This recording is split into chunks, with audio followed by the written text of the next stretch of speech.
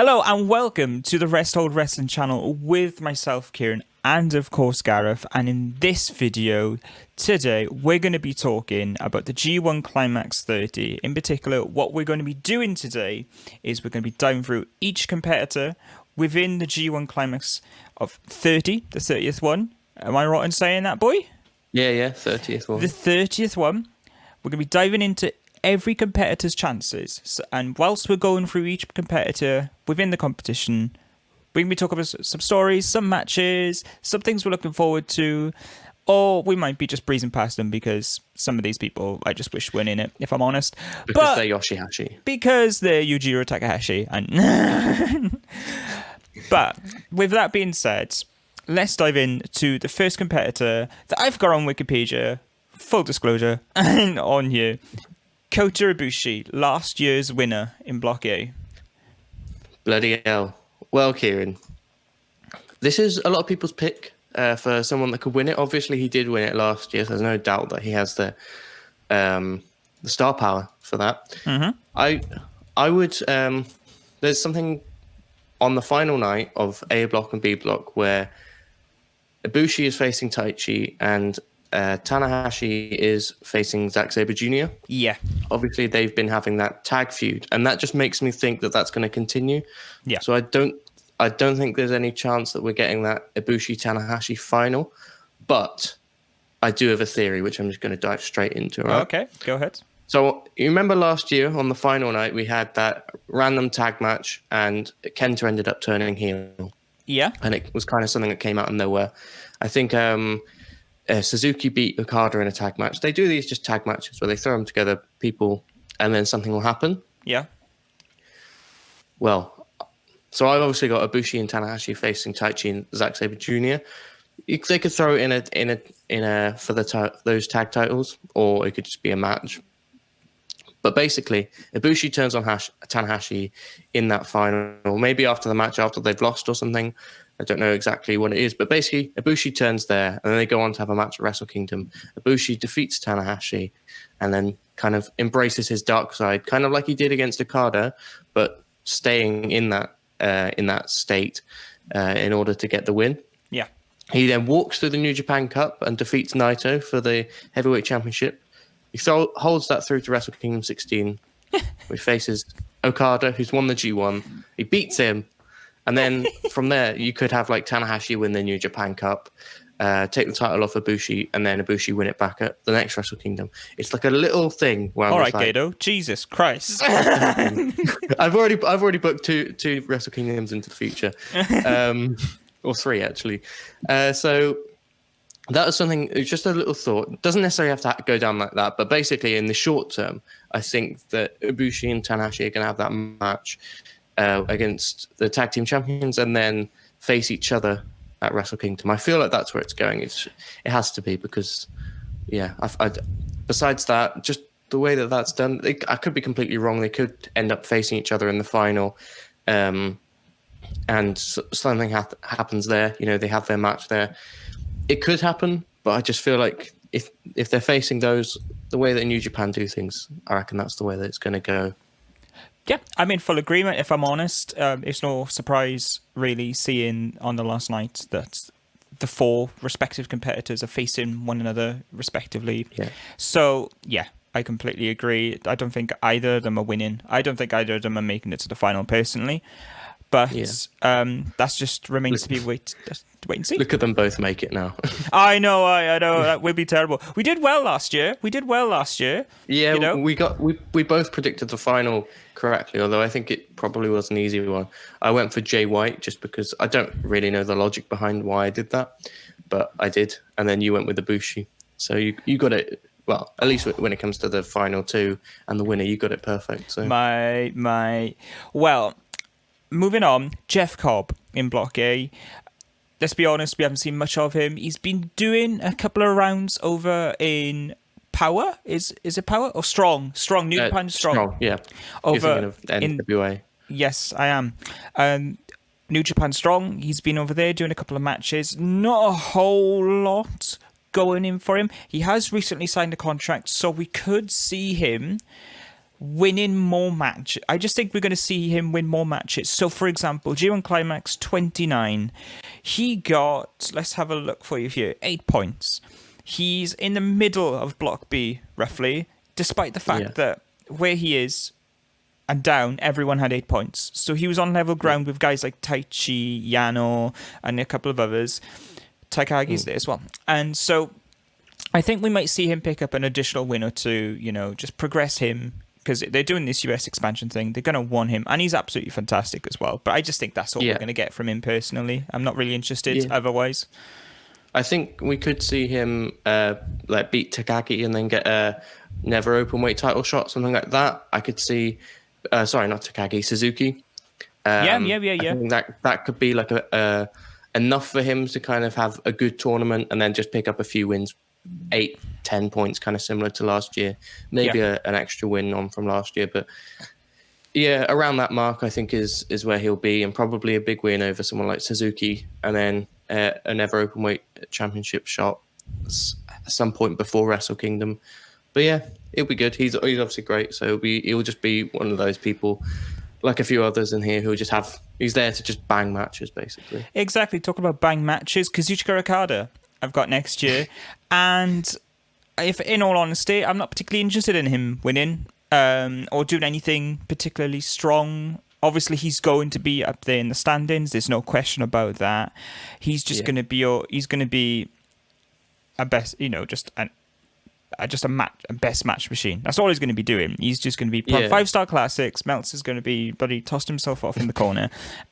So with that in mind, I'm just not particularly interested in him doing particularly well, really. If anything, I'd be more interested in him failing more than anything. I know that's completely left field, and I understand that you're breaking like New Japan law at that point. However, I think the issue that Okada has right now, and it's not a huge issue because at the end of the day, Okada's great and we're always going to enjoy the things that he's partaken in. But I think something that Okada is probably going to struggle with now is that he's been there, done that, essentially. So you're going to have to find new things for him to do. And already we've seen like him do like the failure angle in a way where, you know, he lost Gedo, he colored his hair, the music was random, he had a balloon coming out when it was the G1 Supercard in the past, all that variety of stuff. So it's I don't, obviously he's going to have some banger matches with the likes of Ishii. That's going to be a banger. Ibushi, of course, Ospreay, Takagi and Okada. That is going to be incredible. I've done a bit of searching online, and this was a couple of weeks back though, but I struggled to find a match between the two.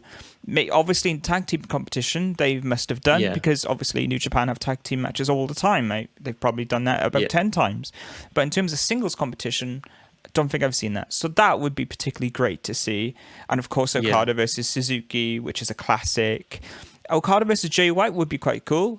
You know, it's not going to it's not going to do anything amazing because we've seen it.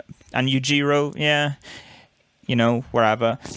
There's that little rivalry there. Yeah, you know, so I hope they do something interesting with Okada, essentially. I don't know what that is, what that could be. I just pitched him not doing so well as an idea. What about you? Yeah. I think when I was trying to make my predictions, I was trying to think, what are people going to do at Wrestle Kingdom? Because obviously what happens in the G1 will inform what happens the next couple of months, and then Wrestle Kingdom as well. Yeah. And for Okada, it was kind of hard to think because it's like, obviously, usually he's in the main event. He could win this tournament is the thing, and they could just do Naito Okada again because that's got the name power and it's got everything. It's a bit of a WWE move, that would be. But I wouldn't be surprised if they did it either because it is Okada. Yeah. And you couldn't really complain. Like, it would be a little bit boring, but it'd be like, well, you know, it is what it is. It wouldn't be the most interesting, though. I think, ultimately, I think he'll kind of be used as a measuring stick for people like Ospreay and Takagi, people kind of on the up, with a bit of a future. Obviously, Takagi isn't super young, but he's newer to the New Japan thing and to the New Japan scene. And like you said, with Okada, I don't think he's had a singles match with him before, so that'll be very interesting. in my predictions, I've got both Ospreay and Takagi beating Okada. Because I just thought he's probably going to be more of like a measuring stick kind of thing. And I think they could do Okada versus Ospreay at Wrestle Kingdom. I think because they've been doing this whole chaos kind of, oh, we're all together kind of thing recently. And I think, oh, you could have a little, I don't know, not a turn or anything, but maybe a tease for something in the future and just having what would be an incredible match, undoubtedly, because I can't think of what either of those will be doing at Wrestle Kingdom. So that's a potential thing as well. But basically, I think it'll be used as a measuring stick. He'll be there or thereabouts, but I don't think he's going to win the block or obviously the tournament. Yeah, depending on availability, I think an Okada Moxley program would be great. But again, as I said, depending on availability. Yeah. Given Moxley, US, coronavirus, all that sort of stuff.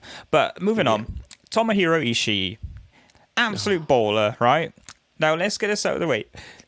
We would love to see him win, but the reality of that being the case is quite minimal because New Japan seem to have he has a little ceiling, unfortunately, it would seem. Yeah. Even though we don't want to see that ceiling placed above him, it's there. So that ceiling is placed at 5'8", and he's and that's why. Even though he's a big beefy boy, he's actually a very short beefy boy. Mate, you did. No, well, that like if he was bigger, there's no doubt he would be a bigger star. In but wrestling, I think it does come down to that as to some extent. To some extent, but I think it's part of his charm for me. But despite that, again, exactly. Despite that, though, I think, again, he's just going to have a strong showing, as he always does. He's probably going to have close to match of the tournament. I wouldn't be surprised if he does with the likes of Suzuki, with the likes of Okada. Ospreay, he's had great... exactly. Block A. Ibushi. Unless you didn't realise, Block A has got a lot of potential to have bangers for this year, so it's a must watch. And given that we have crowds now as well, it's going to really benefit, and I think we're really going to see like top New Japan quality matches. Not to say that we haven't had that recently, it's just to say that the crowds were definitely missed. And especially guys like Okada who thrive under that spotlight, under the audience and a variety of other things, it's going to really help enhance the product for them as well. So, yeah, Ishii, strong showing, I imagine. Any thoughts on him? Yeah, I agree. He'll have a strong showing-ish, although in my predictions, I've only got him on 6 points because I was trying to like find different areas, and it's so hard to find kind of the weaker guys in that A block and where people are going to finish. Like he could easily be on like 8 or 10 points. But I've got him on 6, but he does beat Takagi, which again, I'm thinking, Suzuki. I keep getting them confused because obviously Takagi was the Never champion recently, but that could lead to a Never Openweight Championship shot at some point. He's the kind of opponent who could be just thrown into that on a random show because he's so dependable. So I put that in there as a shout. But ultimately, I think he is going to be there to put over a lot of other people this year. And so it was very sad putting together his predictions, but that's what I think. I think it will be a strongish showing. He'll have great matches, and he won't go down easy, but I think he's going to go down a lot. Okay. Well, let's move on to Ospreay. We're not going to talk about, other things that are obviously very much apparent surrounding Ospreay. We're just going to talk about him, G1, what's happening here in New Japan, and then we'll breeze on past a bit. But again, similar story, at least from my angle. It's just going to be producing banger after banger. Yeah, I'm particularly obviously going to be looking forward to Ospreay versus Takagi again because that'd be great. I'm really interested to see Ospreay versus Suzuki. I can't remember the time when I last saw. I can't remember a time when I last saw that. It might have been recently, for all I know.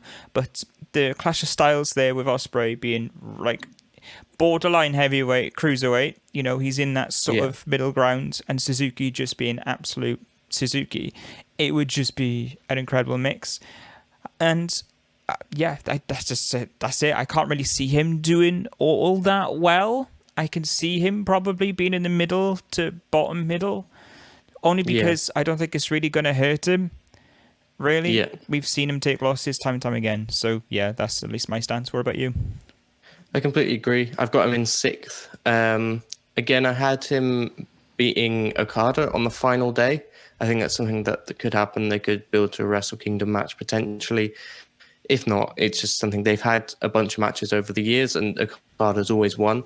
So I think on the final day, it feels like kind of a moment where New Japan would say, "Oh, let's kind of give that moment to him," and it could be the match that costs Okada again as well. So that could be an interesting little thing to throw in there as well, with Ospreay costing Okada. Obviously, it's stablemate. I think it's worth saying that obviously there is a larger conversation to be had about Will Ospreay, but that's not for today. We're doing this, but yeah, he was named in the speaking out allegations, and that's obviously got a lot of people angry. But again, we're doing our predictions in this video, so it's not a conversation for today. It's too long. That's just purely. It's not that we don't want to talk about it necessarily. It's that that's not what this is about, and it'd just be derailing. And we're very good at tangents, so it'll add an extra half hour.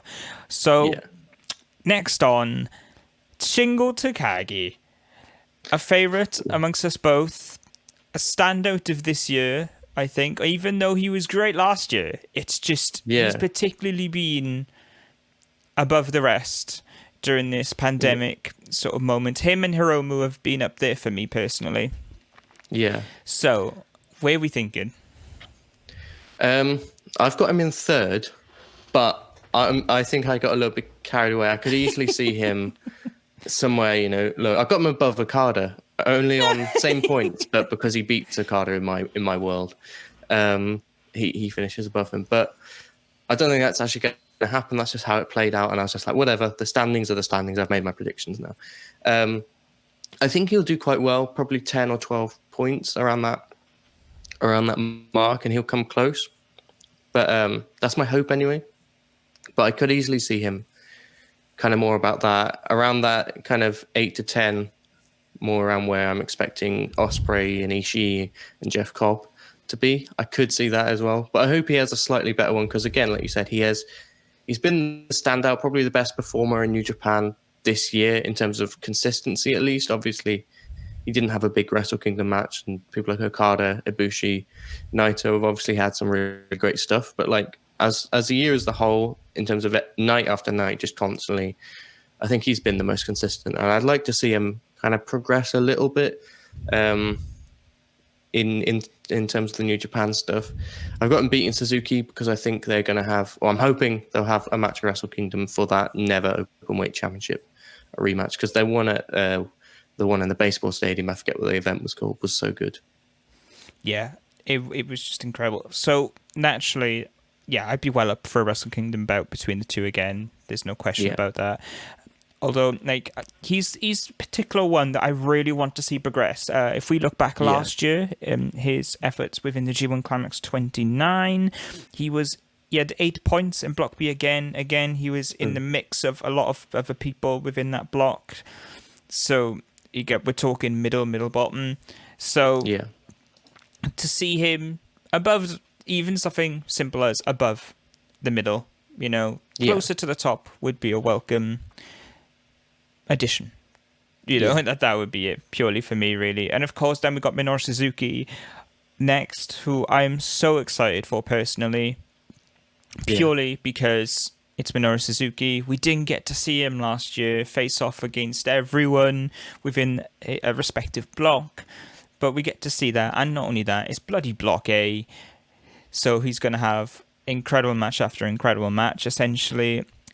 Is he going to do well? Well, I'm not too sure. I think he's going to do particularly well, but I think it's going to be more of a case of who he loses to, given that he has a title around his waist. Yeah. And New Japan cannot help themselves but to have someone have a title holder lose to a potential challenger going forward.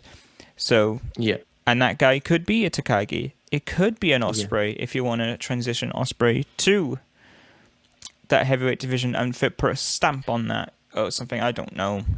So Ospreay and Takagi were both in the G1 last year, weren't they? Yes. And then they as juniors, and then they this year have kind of made that step up. So a match against Suzuki for either of them could be a good Wrestle Kingdom spot. For Suzuki, I've got a few losses, mainly to people who he could have matches with, as I've already mentioned, potentially Ishii, potentially Ospreay, potentially Cobb, potentially Takagi. I don't know. I haven't predicted all of those guys to beat him, but one or two in order to set up a title match for that Never title, I think is likely to happen. I have also got him losing to White and Okada, but then him beating Ibushi, which is just again that match against Ibushi. We spoke about it on our previous G1 video, but that's one we're really looking forward to for the Clash of Styles, and I think that's a real shout for being a match at the tournament. I think it's just going to be mental. It's going to be mental. Then we got Taichi, who we do like and we do appreciate his role. No, we appreciate the role that he puts forward, and that's not to say like he's not good, because he is good at what he does. There's no question about that. It's just when we at least I can't speak for you, but for me personally, I watch New Japan for great matches, simple, great storytelling, and the great story with Taichi right now is with Saber by his side taking on Ibushi and Tanahashi. That's the grandest story here. So him, I think he's probably going to have a lackluster tournament. It's not going to hurt him either. So, but he had some momentum in the New Japan Cup. But with that being said, he still lost, and the story between the two teams was the bigger deal. And I think that's going to be a very similar case here with the G1. What about you, man? Yeah, I think he's had a good year in terms of he had a decent New Japan Cup. He's won those tag titles, had a couple of really kind of high profile in terms of where they put them in the card match. Obviously, they usually don't do that with the tag title, so that was cool to see. A really good match in that tag match at Dominion, especially. I've got him finishing on 6 points, but second bottom. But again, I don't think that really hurts him, especially as he's mainly in the tag division at the moment. He's mainly being seen as a tag wrestler. There is a chance he beats Ibushi on that final day as something that builds into that feud between the two of them, and obviously their teammates as well. That could be something that happens. But yeah, generally speaking, I think, like you said, a lackluster tournament, but he'll be there with his cheating and all that, and that's what he's there to do. But yeah, I do have him finishing 9th. Yujiro Takahashi. Oh no, I skipped a very important bloke. Jay White. Okay. Yes. Only a potential winner of the G1, may I add. As I've just said, a potential winner of the G1. At the end of the day, he made it to the final last year, taking on Kota Ibushi. You predicted, even as a relative newcomer to New Japan, you still had an inkling that he could have won last year. So with this year, I think there's still that little inkling that he absolutely could. It's kind of an interesting one, really, because if Evil still had the titles, I think I'd be pulling more for a White win, because that really introduces a really interesting bit of tension. I forgot what conflict. It introduced a conflict between Bullet Club as a whole, and I think that would be really interesting to see how that would play out going forward. But that's not the case, obviously. So that sort of lessened my intrigue with him winning. I'm not entirely sure. Again, it's unpredictable because we haven't seen much of White prior to this. Whereas we know with some people they have their stories. Jay White hasn't had that, and he is a big name within the company, remember? So but I wouldn't be surprised if they strap a rocket on his back heading in. I'm not too sure, man. This is the one where I'm really on the fence. What are your thoughts? I've got Jay White to win the block and to win the tournament. Oh, fuck. Yeah, obviously I did last year. Didn't pay off, but I don't know. I'm just thinking about it, and again thinking forward to Wrestle Kingdom, because that's what the winner of this will go on. I think it's going to be Naito. I don't think he would drop the titles before then. It'd just be stupid. And I think they're going to give Naito the win at Wrestle Kingdom, because obviously it's been a bit of a thing. I'm hoping anyway, and he gets that win, and then we'll lose it sometime during the year after Wrestle Kingdom. I think Jay White, it's one of these things where he could have that moment and kind of get to almost the pinnacle again, and that could be the catalyst for him being like, I need a change, and then kind of ditching Bullet Club, at least in its current form. Because again, it feels very much like he's already drifting away from Bullet Club, as we've spoken about in the past. And then you've got Evil and Kenta, two kind of guys that you could see as leader. I think it'll be Evil because they prefer him because he's their homegrown talent. But I think Jay White is probably the biggest heel in New Japan in terms of who gets the most heat in Japan. Evil and Kenta obviously did some like terrible stuff last year, but in terms of like who's been consistently there, Jay White is just hated. And it would be, I don't know, it's something I was looking at previous Wrestle Kingdom main events as well. I don't think they've really had that since Suzuki was challenging for the title. And even then, Suzuki's got such an air of respect around him that like it would be a different thing. Like Jay White is just despised. But I don't know. I just feel like that's the way they're going to go. It will be something slightly different in terms of a Wrestle Kingdom main event. But that is what I've gone for, partially because I was just looking at other people and I'm like, it could be Okada. It very much could be. I feel like they're going to go a different way with Ibushi this year. And then besides that, Suzuki's got a title. I'd love for it to be Takagi, but I just don't see them doing that. Wrestle Kingdom main event. He's not one of their guys, and they are very kind of particular about that. You kind of have to pay your dues to some extent, and obviously Takagi's been there about 2 years now. So it kind of through elimination of other people, it's just Jay White, I think, and yeah, I think then also Naito has faced all the big members of Bullet Club, which is another thing, and he's kind of overcome them all, even though there's a struggle with Evil, he's overcome them all. So that's another thing where it ties into a bigger story between the two factions as well. Yep. It's just, yeah, but again, I'm not 100% convinced. It's not like I'm like, yes, 100%. Like last year, we were both, Jay White and Ibushi definitely seemed like they were pushing those two into that role. But obviously, they haven't really had much opportunity to build Jay White. So, yeah. But that's why I'm going for him.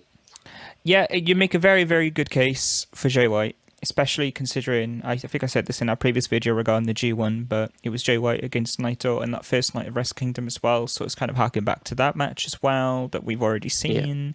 Yeah. Not to say that's a bad thing, but, we're familiar with that matchup. It depends what they do with Jay White. I think it's going to be really telling, not just in terms of wins and losses, but what Jay White is doing throughout the tournament. Yeah. Yeah. If there's much of a spotlight, I think generally you can tell when there's more effort put into the matches and the way that the characters are interacting with one another. Like if he's been an attatoire, basically, if he's been an Jay White, essentially, at his full potential, rather than just purely having matches and then just saying stuff to the camera, he's actually interacting and actually causing conflicts and doing a matter of other things. Then I can see that. I could see him going on and going further because you need to one-up Evil in a way, I think. Yeah. You need something different. You need, I don't know, New Japan, they're exceptional, so they'll come up with something if that's the case. But I don't know. It's one I'm very much on the fence on. Obviously, as you can tell, I'm very much on my words here because I'm just really struggling to think, because he absolutely could. Absolutely. Because I've seen nothing of him, I don't watch Strong. I personally don't have the time because I know he's been on there a couple of times. It's just like, I don't know what the hell's going to happen. Yeah. I do have a kind of a bold prediction that in 2 of his opening 3 matches, he's facing Ibushi and Okada, and I've got him losing both of those and then winning every other match. Similar kind of to what he did last year. I think he lost 2 early on, might have been 3 even, and then end up winning the block. It's a similar kind of thing, but and they could play into that as well, and the fact that this kind of happened last year and it all went wrong, and this time it doesn't go wrong for him. Potentially through a change of tactic, he might just be like, no, I need to focus on myself. I don't want you Bullet Club blokes coming down and getting involved in all that, which could then inform a larger story later on. Absolutely. But yeah, that's just a... Talking of Bullet Club blokes, Yujiro, who gives a fuck? Block B. He's finishing bottom. That's all I'm going to say. I've got him beating Taichi. There Yeah, you go. he's definitely finishing bottom. It's going to be a roll up. Okay, so that was the Block A, our predictions essentially of the G1 Climax. What you can expect in the next couple of days now is our predictions on Block B, and then our final prediction and the person who wins it. So please subscribe, all that good stuff to keep well informed and to see that video and let us know of your thoughts of Block A, some matches you're particularly interested in, because that would be absolutely thoroughly entertaining and interesting to see. So yeah, we'll be seeing you soon. Keep subscribed to see Block B. Take care. Bye bye.